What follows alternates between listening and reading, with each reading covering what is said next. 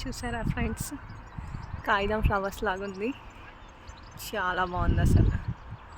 సినిమాలలో చూపిస్తారు చూడండి ఫ్రెండ్స్, ఫ్లవర్స్ ఎంత బాగుంది అసలు. ప్లాస్టిక్ ఫ్లవర్స్ లాగుంది.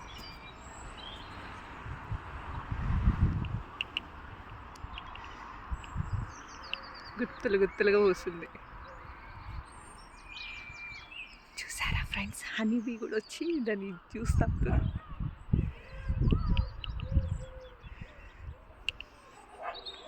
ఇంకా పూస్తానే ఉన్నాయి ఫ్లవర్స్.